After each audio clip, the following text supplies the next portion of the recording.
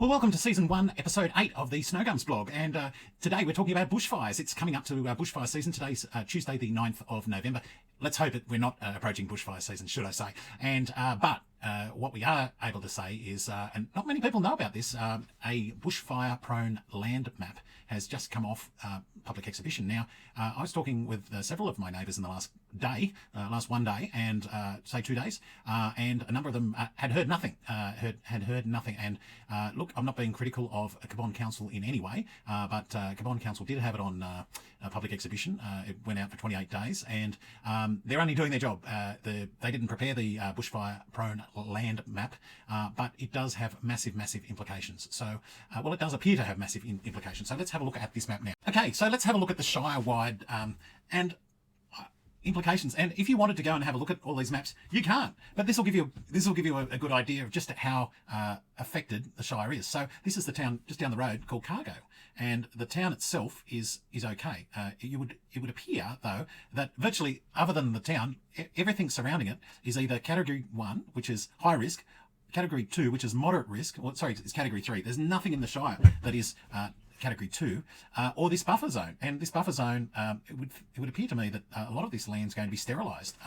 So, I mean, I don't know. Has anyone really thought about it? This all went to a meeting. And again, I'm not being critical. I'm just saying this is what the situation is. This all went to a council meeting on the 28th of September. And when I say I'm not being critical, someone actually has to do their job, and I guess it's someone's job at Cabonne Council to put these things up. And as unpopular it is, I guess it'd be very unpopular if houses burnt down and people died. So I accept that the job probably has to be done. But I'm just saying, well, you know, as I said, talk to some of our neighbours here. No one's heard of this. And what's the implications? I mean, if you live here in one of these orange houses at Cargo, I mean, can you get insurance? If you live in one of these red ones? Maybe. Okay, well, if you own one of these red ones, could you build a house on it? Could you build it? Yeah. What are the implications? Now, there clearly are houses here in some of these properties in Cargo. Let's have a look at the southeast corner. And this is Nashdale, and in the middle is Orange, and over on this side is, I guess, over near heading towards Blaney, or heading towards Bathurst. So let's go in to where we are.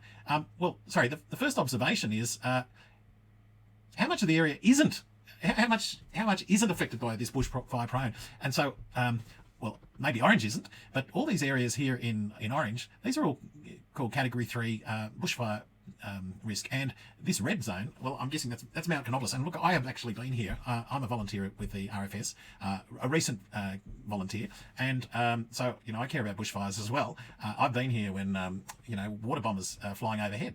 But let's zoom in, and we'll go to Nashdale, and we'll see where we are, and just, you know, precisely what the effect is. Now, this L-shaped block there, that's Snowgums, and we're one of the good ones. Hey, we're lucky. So parts across the road seem to be unaffected, but yet my next door neighbour. Now, I understand this property is actually for sale. This is owned by Fiona and Bernard Hall, and we should have a look at this survey in a moment, because these are some of the implications. Our good friends across the road, the Evanses, this is their property. It's all zoned. Now, I'm not saying this is perfect, and I'm not being critical. I'm just saying this is what it is. Our neighbours across the road, like, they're at medium risk, and like, we're at no risk. And this is about 800 metres down the road. This area in red, that's in high risk. So it's a lottery. And again, I'm not being critical.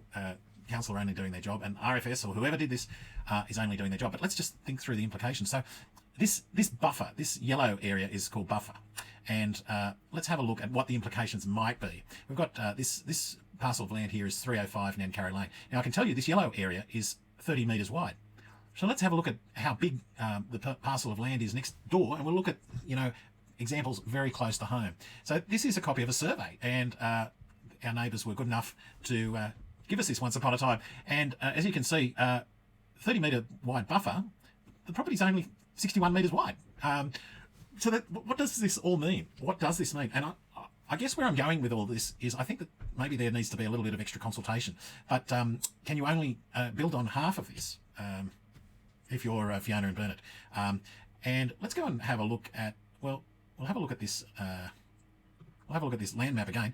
Here, as I said, 61 metres wide, and half of it is buffer. So if we go now to the aerial photo, though, let's have a look. These are some aerial photos. So our boundaries here, we should go back to,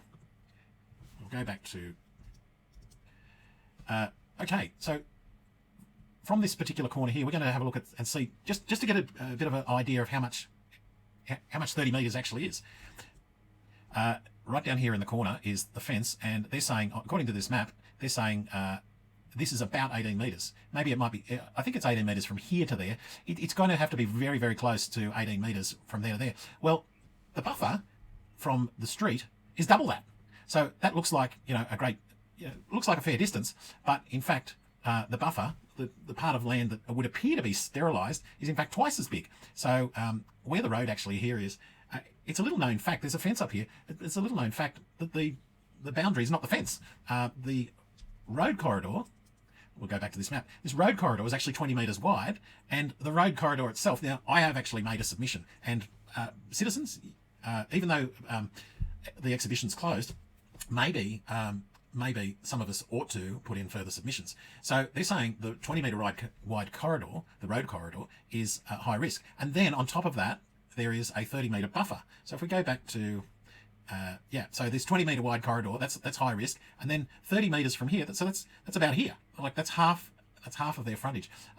Or, somewhere about here, I guess, on this northern boundary.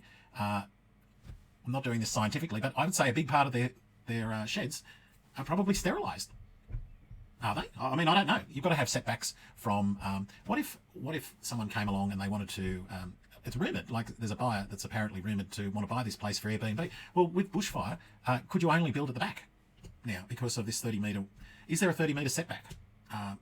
Every time you do a development application, are you going to have to show your bushfire mapping and how this is all safe? I don't know. I guess that's what it's about. So you can see here, that's the corner of land that we had a look at here, that corner of land, that's 18 metres, or about, give or take. It's certainly 18 metres from there to a point over here, wherever the boundary is. It's not fenced there. So, but we know that so it's really 50 metres from the other side of the road to somewhere over here, which I'm saying is probably about halfway through the buildings. So I actually think this is a major issue. Now, they're also saying the road actually goes across here and then up. Now, it is actually beautiful. Like, it is really, here's another aerial photo. The road corridor is more or less where these trees are.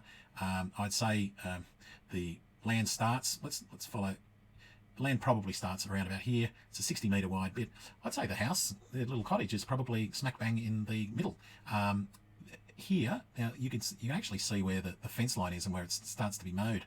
But I truly think the boundary is somewhere about here, about there. So it should be 30 metres. That whole area length there is 80 metres. So somewhere here, they've got huge sheds. These sheds are like half an acre. They are massive sheds. Well, half an acre of sheds. Is this all sterilised? Could you get insurance? And look, here's some more photos. You can see we are actually genuinely close to the national park. But the little house is right in here, and you can see the bush is smack bang there, the road. I'd say all of this, I mean, there are some question marks about the science, and I just think that council, I'm not being critical of them, but I think council ought to just really have a bit more of a think. Like, have a look at this area that's buffer here. It has a lot of fuel. All of that, if there was a fire, it's like a stone. Well, you can virtually touch the bush from the house. And yet across this same bush here, across the road is high risk, but here is no risk, or buffer. So it's very interesting. Here's another, if there's a bushfire, where does the bushfire know where the boundary is? Does it know where the buffer is? I would say no, it really doesn't. So look, we go back here, you can see there's a house. Now these are my friends, the Evanses across the road. If there's a fire, and it's easy for embers to jump, it's going to go up that hill, I suppose.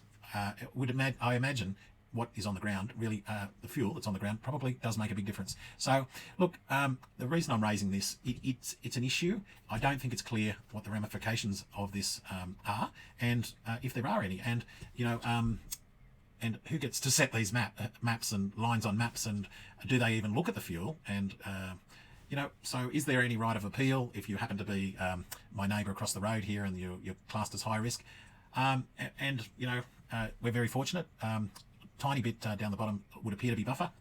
Tiny bit from up in the corner may be buffer. It would appear. This is our land there. So I'm just raising this as because there seems to be no debate about this public exhibition.